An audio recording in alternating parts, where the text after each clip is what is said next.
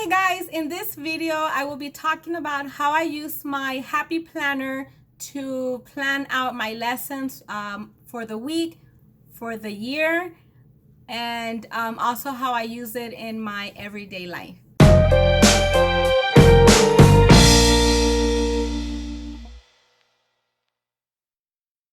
So this is my planner that I'm using for this new school year 2019 to 2020. And as you can see, it is a disc bound planner.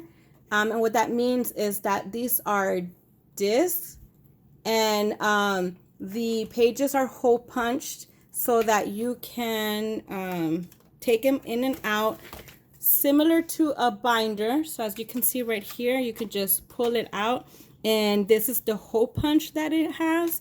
But what I like about it is that not only can you add pages and take away pages, but you can also turn it like a notebook. And so if you needed to write, it's easier to write this way than to have a bulky binder.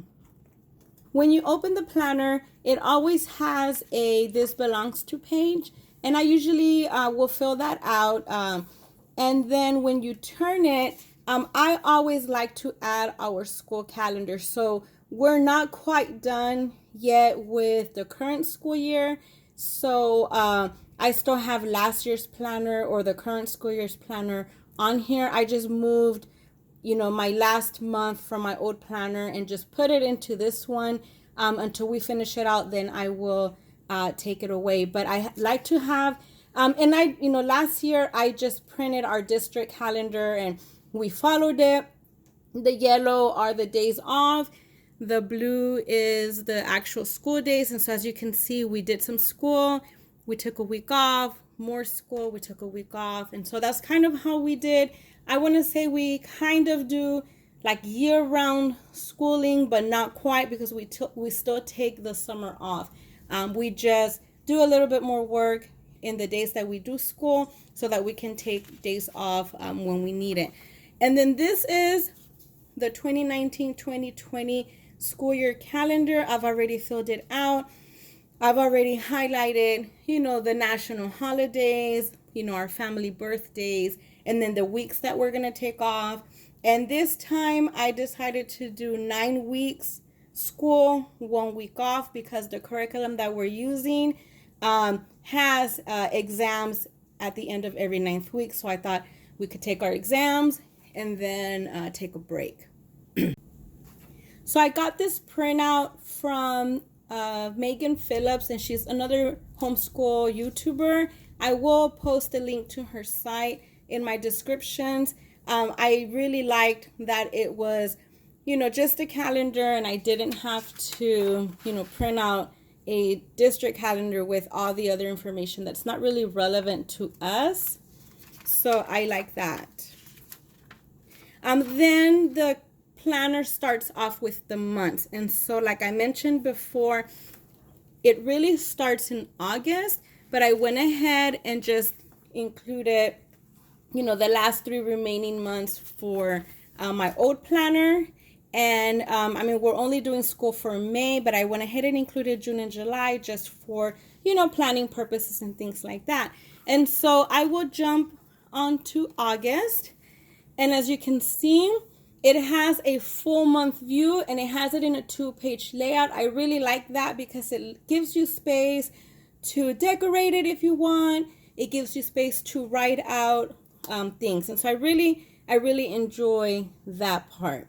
And the way I do my planning is in this calendar, I write everything: school dates, personal, appointments, outings, birthdays. This is basically my life planner. It's not just my school planner. So I combine my personal life with my homeschool lesson planning. And so the way I do it, and as you can see right here, August 12th will be our first day of school. And then so I went ahead and numbered each week. And this helps me also just for planning. Our curriculum has it categorized by week 1, week 2, week 3, and so on. And so I went ahead and labeled it that way: week 1, week 2, week 3. And then if you turn the page, then it has the weekly spread. And so what I like about this planner is that there's plenty of room. And so on the top section, I do my schedules. 1 p.m. we have co-op, things like that. My middle section, I like to write my things to do for that day, my to-do list. And then in the bottom section, I like to include my cleaning schedule and my meal planning. But I really like that on the side, it has sort of like a journaling type blanks that you can fill out. And so I really like that. So our school year will start August 12th. And so this is where I will start. Now, you're probably wondering, well, where do you write in your lessons? And so what I do is I printed out a sheet. And this one I made, and I will post a link for you to have. You can download it for free. But I did get the idea from Megan Phillips, and so I will put the link of her video in my description as well, so that you can see her, her weekly checklist, and then you can see mine, and you can use whichever one works best for you. She has younger children, and so the way she had hers, I love, but it really didn't apply to us necessarily, and so I decided to just tweak it a bit.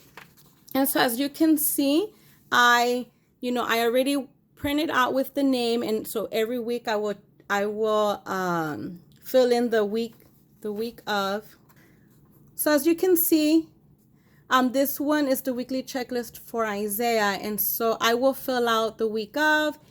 Here I have day, like day 1, day 2, day 3, day 50, etc. And so that just helps when I'm writing in the lessons from the teacher editions in our curriculums. And so on the left side, I have all the subjects that he's taking. At the bottom, it has habits that he has to complete. And this is more for me to make sure I'm keeping track of, hey, did you brush your teeth, etc. And so I fill this out because he will have another checklist that I do it digitally. So then on the other side, I printed Joseph. And so Joseph is my 3rd grader. So as you can see, he has a little bit less of subjects that he does, but also you probably see that I have more on his. And so his language arts program, he has daily things that he has to do. And so we are using the Good and the Beautiful. And so the Good and the Beautiful has where they do the lesson, and here I will write like lesson 1, lesson 2, etc. They read a reader. They have poetry memorization, spelling words, and it also recommends that they do phonic cards and sight words daily. But I went ahead and broke these up into Monday, Wednesday, Friday. He'll be doing poetry memorization and spelling words, and Tuesdays and Thursdays phonic cards and sight words. Otherwise, it really made our lesson be a little longer than I felt it needed to be. And he's fairly good with that part. And so I didn't think it was necessary for him to do every single day. And then also for math, he also does math flashcards. And so I went ahead and included it on there because even though I know he has to do it, it's easier for me to check it off and keep track of, oh, we haven't done flashcards, etc. And so he has the same habits in the bottom: brush teeth AM, brush teeth lunch, read Bible, cardio exercise, weight training, and chores. And they don't do cardio and weight training every day. They alternate, but I like to keep track here. And then I have a space just to keep notes. And as you can see, I didn't include brush their teeth at night because then, I'm already going to bed and I'm not going to come back to my planner and mark that off. But, they do brush their teeth at night, FYI. Okay, and so the way I put it into my planner is I print out 36 of these front and back, and then I just insert them into my weekly spread. And so the way you do that is I do have a ARC hole puncher, and so the Happy Planner also sells like a more portable hole puncher, but I've been using the ARC disc system notebook system for many, many, many years. Even I guess before the Happy Planner came out. And so I already had this, but this is from the Staple Arc by Staples. And so I really like it. It's sturdy. And you basically just, oops, wrong way. You basically just insert your sheet, make sure that it's aligned. You hole punch it like you would any 3-ring hole puncher, and then you just snap it in. So it's fairly easy. And so I do that, but as you can see, it somewhat covers, you know, it's a little bit longer than their regular paper, and it kind of covers the tabs, and that drives me crazy. And so what I do is I trim that off. So I trim the paper just with a regular, you know, paper slicer, nothing fancy. And so this one here is a swing line paper slicer. I've had it for years, since I was a classroom teacher, and it's, you know, it's worked out really well. This is the Swing Line brand, and I think I bought it because it was on sale, and it ended up being really good. And so I will put a link in the comments. And so I just slice, you know, just a tiny bit, just enough to not drive me crazy.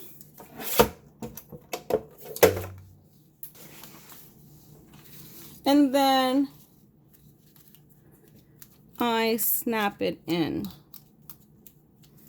And so I do it almost like an assembly line. I print them all out, I slice them all, then I hole punch them on. So it doesn't really take that long, but as you can see, you know, now I can see my monthly tabs. And so it, again, it's not a big deal, but you know, I like to be able to see the month rather quickly. So then what I do is I start filling out. So this would be, you know, oops, this would be,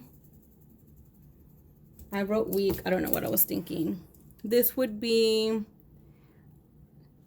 August 12th through August 18th. And so that's just, you know, for quick reference. Once we're done, I do pull them out and put them in another binder just to have for records. And that way my planner doesn't stay, you know, really bulky. And so I just like everything labeled. I also will write week 1, and then, you know, of course, day 1, day 2, day 3, day 4, day 5.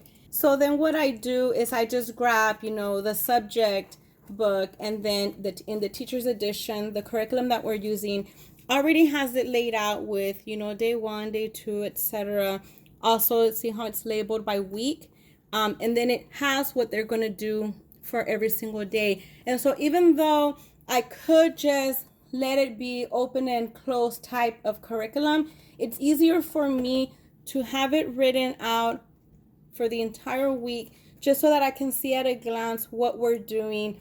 If we have to slow it down, if we have to speed it up, you know, so it just makes it easier for me to do it this way. But then also my kids are very digital, and so I use Evernote for their checklist.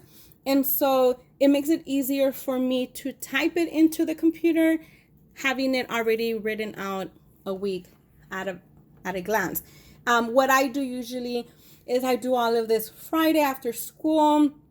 And of course, if I don't get to it, you know, I have the weekend. And so I always do my planning the week before. And that way, during the school week, everything is already planned out. So I want to show you our current week, just so you can get a better idea, because of course that's for August, and so I don't have it all written out. And so I have these dividers that I take off and put it every week, and it also, you know, punches out. I really love it. So as you can see, it has my appointments in the top, and then I will fill out all of my to-do list of things that I have to do, you know, pay bills, etc. And then at the bottom with washi tape, I divide it. And so I have my cleaning schedule, and then I have my menu planning. And so this just makes it easy for me to plan my life, but also have my lesson planning here. And just really quick, you know, if you're a working mom, if you're a busy mom, I follow the Fly Lady. I want to say it's flylady.net. I'll put a link in the description. But she breaks it down by cleaning a section of your house daily instead of having to clean your entire house in one day. Usually, you know, our day off, which is Saturday. But if you do family events, then you don't get to clean your house, and so then your house gets messy. So this system has really worked well for me, because if you just break it down, at least one day of the week, your kitchen was cleaned. You know, will it be perfect? No, but at least you got to it. And so I have Monday clean bathrooms, Tuesday kitchen, Wednesday schoolroom, Thursday bathrooms again. I have boys, it's needed. Friday living room, Saturday bedrooms, and I leave Sunday off just because, you know, I don't like to clean on Sunday. And then also for my menu planning, I have a picky eater. And so something that was suggested to me was, well, let your picky eater pick the meal. And then that way the day of, you know, if they don't want to eat that meal, you remind them, hey, you picked it. And so that has worked out perfectly fine. I do let my picky eater choose the menu. My other son, he's good with whatever. And then once I have what he wants to eat, then I, you know, buy the ingredients. Most of the time I already have it in my pantry. And then it's just easy for me to make the meal. If it's something that could be prepped ahead of time, I try and do that over the weekend as well. And then as you can see, I have this tab. And then over here, I already have it filled out, you know, the day, the week, you know, and by this part of the year, I don't have it written out as nicely as I would at the beginning of the school year.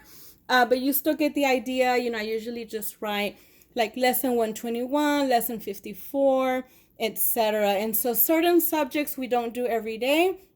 As you can see here for Joseph, he does history and science every other day.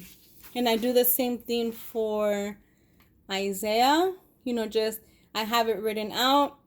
As you can see, we're already done with Texas history. And so I have that marked done, and I just scribbled.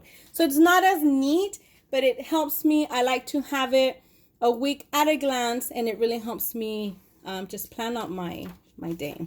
Being able to see the week at a glance, also I can see, it lets me see the workload, and sometimes I'm like, oh, we're covering a really complicated topic that day, or we're doing a lot more that day. And so it helps me decide whether we can attend, you know, homeschool outings. Like as you can see, we have a game day on Thursday. And so then I can see, okay, will we be done with school in time to make it to the game day? So, you know, that also helps me when I'm planning our social outings. Also, as you can see, I don't just write the lesson, but I'll make notes. You know, he's going to do possessive nouns on Monday, prepositions, etc. And so I write the topic here because I like to find YouTube videos for them to watch just to have a visual. And so that helps. For example, in history, we're going to learn about the Great Irish Famine. And so I'll find a video on the Great Irish Famine. And even though our history book is going to touch on it, I like for them to have videos. I just feel it helps them a little bit more. So from my planner, I then transfer everything into daily to-do list for my kids using Evernote.